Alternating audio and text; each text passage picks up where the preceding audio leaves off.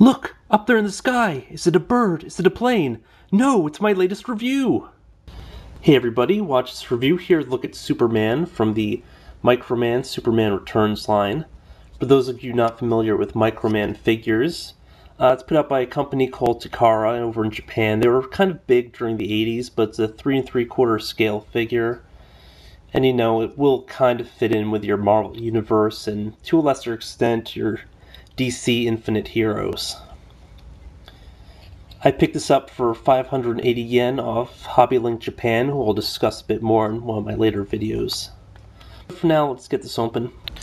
Now, in addition to Microman figures being highly articulate, as you can see from all the joints here, they also come with a ton of alternate hands, many of which actually have a fair amount of articulation themselves between being able to rotate and then move back and forth.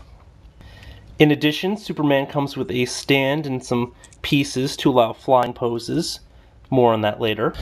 However, the one downside to the line is that many of the figures come out looking kind of scrawny, especially Superman, who's supposed to be like a really buff dude. The other problem is that often the joints feel kind of cheap, like the lower torso piece will move around a little bit, and then it's kind of easy to pull out the arms, because they're like on this really literal ball joint. However, it's just an incredibly cool line for the amount of articulation you get on these things. I mean, they even have toe joints on little 3 3/4 inch figure, as well as sort of, the ankles will flip side to side, and then a little bit further up on the ankle here, almost to the calf actually, you also have rotation, so, it kind of balances out in some levels.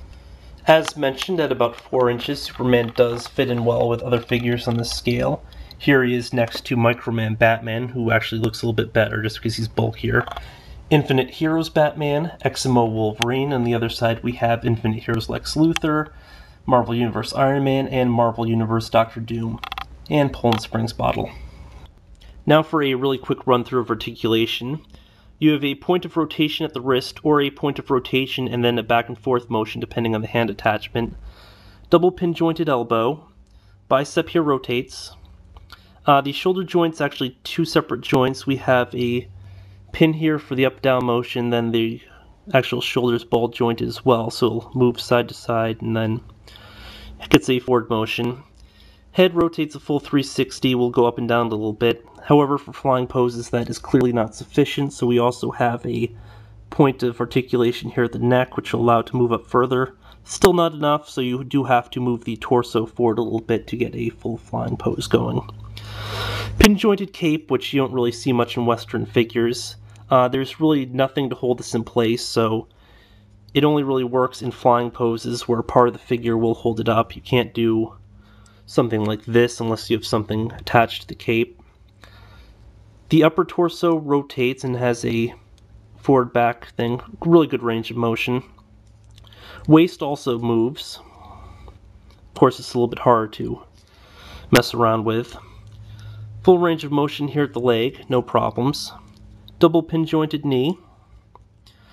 We also have a point of rotation here at the thigh, right above the knee.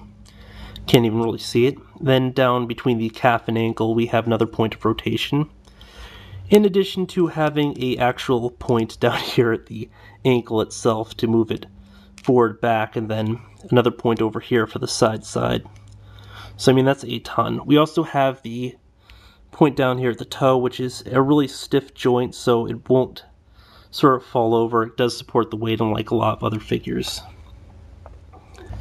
Not to mention that you also have a peg hole in both the sole and the toe for even more posability.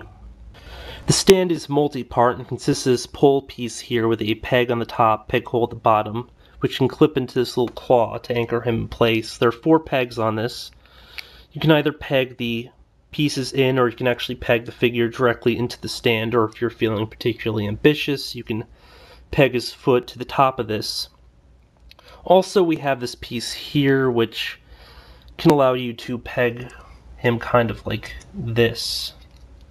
Although you'd have to do a lot of real messing around to get a pose that kind of balances itself and really works. Very cool, though. There are a ton of possibilities with this figure, which I do like. Overall, I don't feel that this figure looks great, and there are some minor issues here and there. However, the sheer amount of posability and all the possibilities you have with this figure do make up for it. You can pick him up pretty cheaply from most places. I mean, for one thing, Hobby Link Japan if you're ordering a whole bunch of other stuff, but even Amazon, eBay, wherever, you can probably get him with shipping for well under 15 bucks. So I'd recommend at least, just checking him out if not buying him. Again, the only real massive downsides to this figure are that the limbs and everything look kind of scrawny, and then, just the base isn't really weighted, but you can probably attach something to the bottom of that, and you can actually just pose him with one thing on the waist instead of having to use something else on the leg.